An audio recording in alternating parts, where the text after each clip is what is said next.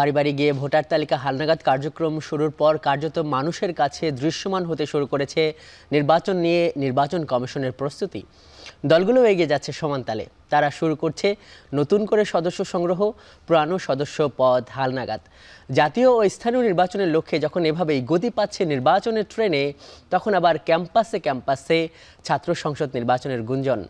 কিন্তু July August আন্দোলন কিংবা তারও আগে ক্যাম্পাসে ছাত্র রাজনীতি বন্ধের দাবি ছিল খোদ ছাত্র এবং অভিভাবকদের পক্ষ থেকেই। আজকের আয়োজনে আমি আজহার লিমন কথা বলতে চাই নেই, দেখছেন ভোটের ট্রেন। শুরুতেই আমরা যেটি দেখব যে এই নির্বাচন নিয়ে আজকে কী কী খবর আছে সেটি আমরা যেটি দেখছি যে নির্বাচন কমিশনের পক্ষ থেকে একটা খবর আছে, সেটি হলো যে নির্বাচন কমিশন আজকে থেকে শুরু করেছে বাড়ি বাড়ি গিয়ে ভোটার তালিকা হালনাগাদ কার্যক্রম। এম নাসির উদ্দিন প্রধান নির্বাচন কমিশনার, উনি এই কার্যক্রম উদ্বোধনী অনুষ্ঠানে বলেছেন যে ভোটের দিন যাতে কেউ আপনার অধিকার হরণ করতে না পারে সেজন্য গণপ্রতিরোধ গড়ে তুলতে হবে, এটা ভোটারদের আহ্বান জানিয়েছেন উনি। বিএনপির ভারপ্রাপ্ত চেয়ারম্যান উনি উদ্বোধন করেছেন 7 বছর পর দলের সদস্য নবায়ন কার্যক্রম। আর জামায়াতে ইসলামের নায়েবে আমির ডক্টর সৈয়দ আবদুল্লাহ মোহাম্মদ তাহের উনি বলেছেন যে নির্বাচন অবশ্যই শিগগির হতে হবে, তবে সেটা অবশ্যই মৌলিক কিছু সংস্কারের পর। ছাত্র সংসদ কিংবা আসন্ন জাতীয় নির্বাচনের এসব বিষয় নিয়ে আজ আমরা আলোচনা করব জাহাঙ্গীরনগর বিশ্ববিদ্যালয় সংস্কার আন্দোলনের আহ্বায়ক ইয়াহিয়া জিসানের সঙ্গে। জিসান, আপনাকে স্বাগত আজকের ভোটের ট্রেনে। শুরুতেই আমরা যেটি করি যে শুনলেন যে আজকে নির্বাচন নিয়ে অনেক কথাবার্তা হয়েছে, আপনার কাছ থেকে একটা প্রতিক্রিয়া নেই, সেটা হলো প্রধান নির্বাচন কমিশনার যে বলেছে যে ভোটের দিন যাতে কেউ আপনার অধিকার হরণ করতে না পারে, কেউ যাতে ভোট কেন্দ্র দখল করতে না পারে বা ভোটের বাক্স কেড়ে নিতে না পারে, অযাচিতভাবে প্রভাবিত করতে না পারে, সেই লক্ষ্যে জনগণকে জনপ্রতিরোধ গড়ে তুলতে হবে। আপনার কি মনে হয় যে জনগণের সেইভাবে এই যে নির্বাচন কেন্দ্রিক যে সহিংসতা, সাধারণ মানুষের এই যে কেন্দ্র দখল বা এই যে অনিয়মগুলো, সেগুলো সাধারণ মানুষের প্রতিরোধ করার ক্ষমতা আছে? বিশেষ করে আমরা তো দেখেছি যে গেল আমলে তিনটা একতরফা নির্বাচন হয়েছে, তখনও তো মানুষ চেষ্টা করেছে, কিন্তু আমরা তো বলতেই পারি রাজনৈতিক দলগুলো চেষ্টা করেছে, পারেনি। প্রধান নির্বাচন কমিশনের এই প্রশ্নে বা এই আহ্বান কতটা যৌক্তিক?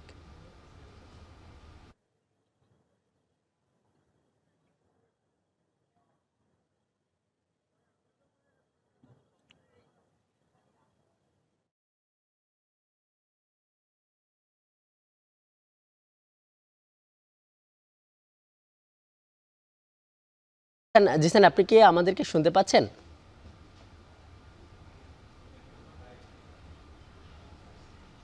জি, আমি শুনতে পাচ্ছি। আসন্ন যে জাতীয় নির্বাচন, সেটা নির্বাচন কমিশন গঠন হয়েছে এবং অতি দ্রুত নির্বাচন হবে, আমরা এমনটা খোঁজ পাচ্ছি, বা হয়তোবা এই বছরের শেষের দিকে বা আগামী বছরের শুরুর দিকে নির্বাচন হতে পারে। আমরা নির্বাচনের কে স্বাগত জানাই। আমরা বিশেষ করে যারা বিশ্ববিদ্যালয়ের শিক্ষার্থী, আমরা বিশ্ববিদ্যালয়ে ভর্তি হওয়ার পরে এবং তার আগেও আমরা গত 3 বার নির্বাচনে অংশগ্রহণ করতে পারিনি। সুতরাং আমরা অধীর আগ্রহী রয়েছে জাতীয় নির্বাচনের জন্য। আমরা যারা এখন নতুন ভোটার, অর্থাৎ যারা ভোটার হয়েও কিন্তু নির্বাচনে কোনো ধরনের অংশ নিতে পারিনি, ভোট দিতে পারিনি, আমরা অধীর আগ্রহী রয়েছে ভোট দেওয়ার জন্য। আমি মনে করি যে সাধারণ মানুষ যারা রয়েছে, তারা বাংলাদেশের মানুষ অধীর আগ্রহী রয়েছে ভোট দেওয়ার জন্য। একই সঙ্গে নির্বাচনের আগে যে সংস্কার গুলো কথা বলা হচ্ছে, যে পুরাতন যে ফ্যাসিবাদী যে ব্যবস্থা রয়েছে, সেই ব্যবস্থা। আপনার কাছ থেকে, আপনিও তো মনে হয় যে ভোটার, এবছর আপনিও ভোট দিতে পারবেন। আমরা যেটি আপনার কাছ থেকে জানতে চাইছি যে প্রধান নির্বাচন কমিশনারকে যে বলছে যে মানুষ যাতে প্রতিরোধ গড়ে তোলে, তো এই প্রতিরোধ গড়ার কাজটা কি মানুষের, নাকি প্রধান নির্বাচন বা নির্বাচন কমিশনের দায়িত্ব একটা সুষ্ঠু পরিবেশ নিশ্চিত করা? উনি কি মানুষের উপর কি দায়িত্বটা দিয়ে দিতে চাইছে? উনার যে দায়িত্ব সেখান থেকে কি এড়িয়ে যেতে চাইছে? নো নো, আমি মনে করি এই দায়িত্ব যেমন নির্বাচন কমিশনের উপর রয়েছে, ঠিক তেমনি জনগণেরও একটা দায়িত্ব রয়েছে। আমি প্রধানত নির্বাচন কমিশনকে এখানে আরো বেশি অ্যাক্টিভ ভূমিকা আমরা চাই, বাংলাদেশের জনগণ চাই, ঠিক তেমনি একই সাথে বাংলাদেশের জনগণ যাতে একটি সুষ্ঠু নির্বাচন অংশগ্রহণের জন্য নির্বাচন কমিশনকে সহায়তা করে, সেই দিকটা আমাদের লক্ষ্য রাখতে হবে। তবে অবশ্যই এটার প্রধান দায়িত্ব হচ্ছে নির্বাচন কমিশনের বলে আমি মনে করি। ঠিক আছে, আমরা যেটি জানতে চাই আজকে আপনার কাছ থেকে প্রধানত, আপনি হলেন যে জাহাঙ্গীরনগর বিশ্ববিদ্যালয় সংস্কার আন্দোলনের আহ্বায়ক, তাই তো?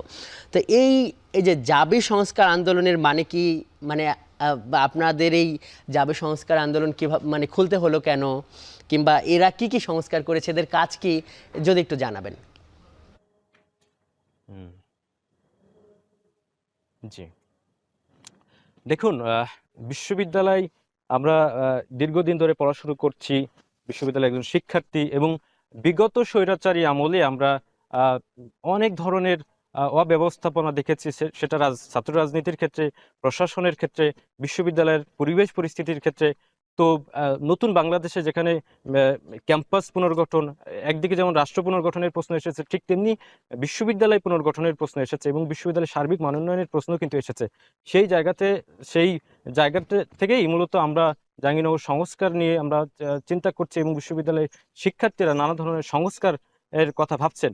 আমরা এই যে জাহাঙ্গীরনগর সংস্কার আন্দোলন যে প্ল্যাটফর্ম, সেটি কিন্তু শুরু করেছি একদম বিশ্ববিদ্যালয়ের শিক্ষার্থী, সাধারণ শিক্ষার্থী, তাদের সবার সাথে, বিভিন্ন স্টেক হোল্ডারের সাথে আমরা আলাপ নাকি আলোচনা করে। সংস্কারের প্রস্তাব দেন, নাকি মানে একটা আন্দোলন এটা, মানে এই আপনাদের কাজটা কি? জি, নো, একটি আমরা মূলত শিক্ষার্থী, যেহেতু বিশ্ববিদ্যালয়ের ছাত্র কোনো প্রতিনিধিত্বশীল বৈধ ছাত্র প্রতিনিধিত্বশীল ব্যবস্থা এই মুহূর্তে নেই, সেহেতু শিক্ষার্থীদের যে অধিকার রয়েছে, অধিকার স্বার্থ রয়েছে, সেই স্বার্থগুলো, সেই অধিকার প্রশ্নগুলো যেন আমরা প্রশাসনকে অবগত করতে পারি, সেই কাজটি মূলত আমরা করছি। মানে তার মানে এটা একটা মানে অরাজনৈতিক প্ল্যাটফর্ম, কিন্তু আপনারা কি নির্বাচনে অংশ নেবেন? আমরা এই প্রশ্নের উত্তর জানবো, আপনি আমাদের সঙ্গেই থাকুন। দর্শক দেখছেন ভোটের ট্রেন, নিচ্ছি একটি বিরতি।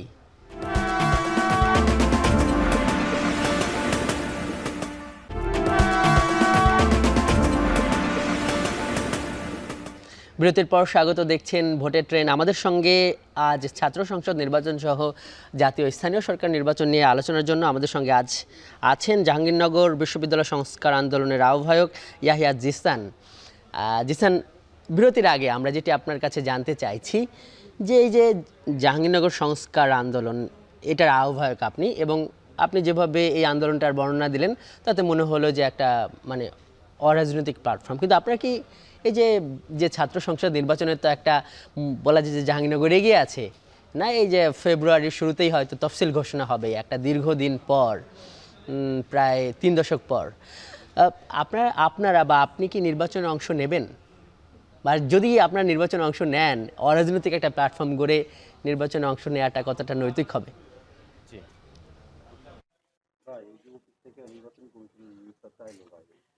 দেখুন, অরাজনৈতিক প্ল্যাটফর্ম কিংবা রাজনৈতিক প্ল্যাটফর্ম, দেখুন, গণ অভ্যুত্থানের পরে একটি প্রশ্ন সামনে এসেছে, সেটি হলো যে লেজুর বৃত্তিমুক্ত সংগঠন ছাত্র রাজনীতির। তো এবং গণ অভ্যুত্থানের যে 8 দফা ছিল, 9 দফা ছিল, সেই 9 দফার একটি কিন্তু ছিল লেজুর বৃত্তি মুক্ত ছাত্র রাজনীতির প্রশ্ন। তো আমরা কিন্তু বিশ্ববিদ্যালয়ে অ্যাক্টিভিজম করছি, বিশ্ববিদ্যালয়ের শিক্ষার্থীদের দাবি আদায়ের জন্য কথা বলছি, শিক্ষার্থীদের বিভিন্ন বিষয়ে আমরা প্রশাসনের কাছে যাচ্ছি। এটা কিন্তু ওই চেতনা থেকেই আমরা এটার যাত্রা শুরু করেছি, যে একটি লেজুর বৃত্তিমুক্ত ছাত্র রাজনীতি যে বিষয়টি সামনে এসেছে সেই জায়গা থেকে। আর প্রথম যে প্রশ্নটি আপনি করেছেন যে আমরা আর এই ছাত্র সংসদ নির্বাচনে অংশ নিব কিনা, অবশ্যই আমরা ছাত্র সংসদ নির্বাচনে অংশ নিব, এবং বিশ্ববিদ্যালয়ের শিক্ষার্থীরা আমাদের যে আমরা কর্মকাণ্ড করছি, আমরা অ্যাক্টিভিজম করছি, আমরা আমাদের এই প্ল্যাটফর্মে কিন্তু অভ্যুত্থানে নেতৃত্ব দানকারী শিক্ষার্থীরা রয়েছেন, যারা বিশ্ববিদ্যালয় সংস্কার নিয়ে চিন্তা ভাবনা করেন তারা রয়েছেন। সুতরাং এবং বিভিন্ন বুদ্ধিভিত্তিক শিক্ষার্থীরা কিন্তু এখানে রয়েছেন। আমরা এই ছাত্র সংসদে নির্বাচনে অংশ নিব, এবং আমরা আশা করি শিক্ষার্থীরা আমাদের এই যে কর্মতৎপরতা প্রতিফলন দিবেন জয়ের মাধ্যমে, আমরা সেটা প্রত্যাশা করছি, এবং আমরা শিক্ষার্থীদের অধিকার প্রশ্নে আমরা কাজ করে যাচ্ছি, আমরা সামনেও কাজ করতে চাই। ছাত্র সংসদ আমরা এই যে জুলাই যে আন্দোলন, জুলাই আগস্টের যে গণ আন্দোলন, আপনিও সেখানে ছিলেন, আপনি আপনার সঙ্গে যখন কথা হচ্ছিল তখন আপনি সেটি জানাচ্ছিলেন। তো ওই রাজনীতির সময়, ওই আন্দোলনের সময় কিন্তু সাধারণ শিক্ষার্থী একটা ব্যাপক অংশগ্রহণ এবং এই যে গণভ্যুত্থান, একটা বড় স্বৈরাচার বা কর্তৃত্ববাদী সরকারকে যে পতন ঘটানো হলো, সেখানে কিন্তু ছাত্র জনতার গণভ্যুত্থানই বলা হয়, সবাই বলছে এটা। তো তারা কিন্তু তখন বলেছিল যে এই যে ছাত্র রাজনীতি তারা চায় না, বিশেষ করে ক্যাম্পাসে ছাত্র রাজনীতি চায় না। ক্যাম্পাসে ক্যাম্পাসে আন্দোলনও হয়েছে, এই রাজনীতি বন্ধের দাবিতে মিছিল, মিটিং, স্লোগান হয়েছে। কিন্তু এই যে গণঅভ্যুত্থানের পরে এই রাজনীতিটা আবার কেন এত গুঞ্জন বা এত প্রয়োজন কেন মানে হয়ে উঠলো? এবং এই যে চায় না, এটা তো শুধু ছাত্র না, মানে অভিভাবক যারা তারাও চায় না। এবং এই যে স্বাধীনতার পর আমরা যে এই যে 5টা দশক চলে গেল, এখানে আমাদের কাছে যে হিসাব, তাতে 150 ছাত্রছাত্রীর প্রাণ ঝরেছে এই ছাত্র রাজনীতিকে কেন্দ্র করে। যদিও এই যে ছাত্র সংসদ একটু বড় হয়ে যাচ্ছে প্রশ্নটা, এটা মানে ওই দলীয় রাজনীতির বাইরে, হ্যাঁ, মানে এটা প্যানেল আকারে হয়, কোনো রাজনৈতিক দলের অধীনে হয় না। কিন্তু এই যে যেটি দেখা গেছে যে এই যে জাহাঙ্গীরনগর হিসাবও যদি দেখি যে 1, 2, 3, এখানে প্রায় 6টা যে ইয়েটা হয়েছে, মানে ছাত্র সংসদ নির্বাচন হয়েছে, এখানেও কিন্তু ওই যে লেজুর ভিত্তিক, মানে পেছনে রাজনৈতিক দলগুলোর ছাত্র সংগঠন তারাই এসেছে। তো সেইখানে কেন আপনার কাছে আবার মনে হচ্ছে যে আপনারা এই যে লেজুর ভিত্তিক বৃত্তির বাইরে গিয়ে, কিংবা এই যে কেন আবার এই ছাত্র রাজনীতিটা প্রয়োজন হয়ে পড়ছে?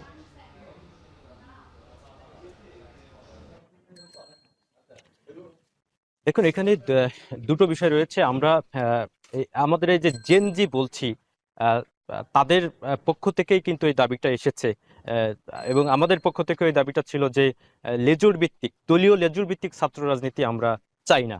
তো এটা না চাওয়ার প্রথম এবং প্রধান কারণ হচ্ছে গত প্রায় 15 বছর আমরা বিশ্ববিদ্যালয়গুলোতে দেখেছি ছাত্রলীগ মডেল ছাত্র রাজনীতি, অর্থাৎ তারা হল দখল করেছে, তারা হলে চাঁদাবাজি, টেন্ডারবাজি, মাদকের সরবরাহ, এরপরে র্যাগিং পলিটিক্স, এরপরে আরো নানাবিধ তারা কিন্তু আসলে শিক্ষার্থীদেরকে আসলে তাদের যে প্রকৃত সুস্থ ধারার ছাত্র রাজনীতি সেটা কিন্তু করার সুযোগ ছাত্রলীগ কিন্তু দেয়নি। অর্থাৎ ছাত্র রাজনীতিতে সহাবস্থানের যে নীতি সেটি কিন্তু এই গত 15 বছর আমরা দেখতে পাইনি। এখানে অনেক ছাত্রলীগ বাদে অন্য যে ক্রিয়াশীল ছাত্র সংগঠন আছে তারা কিন্তু খুব একটা সুবিধা করতে পারেনি এই বিশ্ববিদ্যালয়গুলোতে। তো শিক্ষার্থীরা কিন্তু যারা নতুন, এই যে আপনি ভোটের কথা বলছেন, নতুন ভোটার, তারা কিন্তু এই ছাত্রলীগকেই শুধু দেখে দেখে এসেছে। ফলে আমরা শিক্ষার্থীরা মনে করি যে ছাত্র রাজনীতির সংস্কার দরকার। সেই সংস্কারের প্রথম সংস্কার হবে ছাত্রলীগ মডেল যে ছাত্র রাজনীতি, সেটি থেকে আমাদেরকে বেরিয়ে আসতে হবে। এবং আমরা দলীয় লেজুর ভিত্তিক মুক্ত ছাত্র রাজনীতি চেয়েছি, অর্থাৎ ছাত্র রাজনীতি হবে মানে, কিন্তু বাস্তবতা তো ক্যাম্পাসে ক্যাম্পাসে ছাত্র রাজনীতির যে ইতিহাস, সেখানে বাস্তবতা হলো যে এই যে ছাত্র রাজনীতিতে মানে তারাই রাজনীতি করেছে, তারাই রাজনৈতিকভাবে প্রতিষ্ঠিত, যাদের পেছনে বা এই ব্যাক স্টেজে কোনো একটা দল থাকে। তো সেইখানে আপনারা কেন আশাবাদী যে এরকম নতুন একটা রাজনৈতিক বন্দোবস্ত আপনারা তৈরি করতে পারবেন? আপনার কাছে সবশেষ জানতে চাই, এই যে আপনারা বিভিন্ন ক্যাম্পাসে ক্যাম্পাসে দেখা যাচ্ছে যে নতুন করে একটা রাজনীতির স্বপ্ন দেখছেন, আপনারা অনেক তরুণ, হ্যাঁ, কিন্তু প্রতিষ্ঠিত এই যে ধরেন জামায়াত ইসলামীর সাথে সম্পর্কিত যাদেরকে বলা হয় ছাত্র শিবির, বিএনপির সাথে ছাত্র দল, কিংবা এই যে যাদের পতন হলো সেই ছাত্রলীগ, এর বাইরে গিয়ে এই যে নতুন করে যারা একটা রাজনীতি শুরু করতে চাচ্ছে, তারা মানে আত্মবিশ্বাসী কোন জায়গায়? মানে বিষয়টা কি এত সহজ?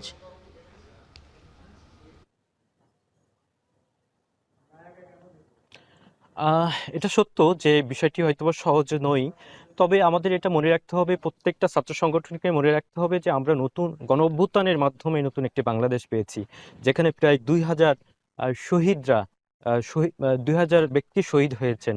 অসংখ্য মানুষ এখনো পর্যন্ত হাসপাতালে কাতরাচ্ছেন, অনেকে হাত হারিয়েছেন, পা হারিয়েছেন, পঙ্গু হয়েছেন, চোখ হারিয়েছেন। তো আমরা এই যে নতুন রাজনৈতিক বন্দোবস্তর কথা বলছি, অর্থাৎ এই নতুন রাজনৈতিক বন্দোবস্তে আমরা সেই ছাত্রলীগ মডেল বা ওই ফ্যাসিস্ট আমলের যে বন্দোবস্ত ছিল সেটা থেকে আমাদের বেরিয়ে আসতে হবে। সেটা আমি ছাত্রদলকেও আমরা এই আহ্বান করছি।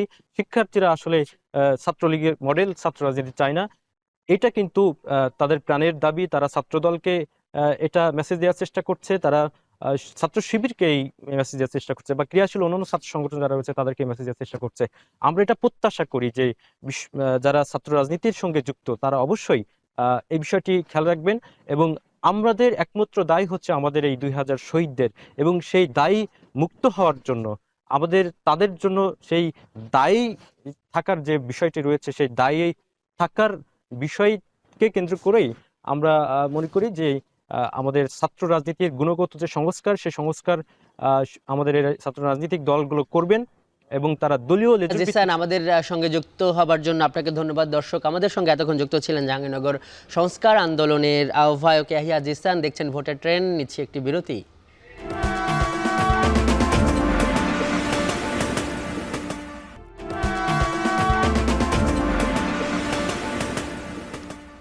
স্বাগত আরও একবার, দেখছেন ভোটের ট্রেন।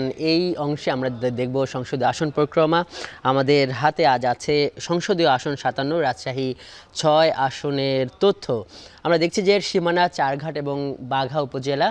এই আসনটিতে মোট জনসংখ্যা প্রায় 4 লাখের মতো। 2023 সালের যে ভোটার তালিকা হয়েছিল সে অনুসারে মোট ভোটার এখানে 3,04,278 জন। নারী এবং পুরুষ ভোটারদের সংখ্যা প্রায় সমান, পুরুষ ভোটার কিছু বেশি 1,52,588 জন, এবং নারী ভোটার আছেন 1,51,690 জন। এই ছিল আজকের ভোটের ট্রেনে। এতক্ষণ সঙ্গে থাকার জন্য ধন্যবাদ।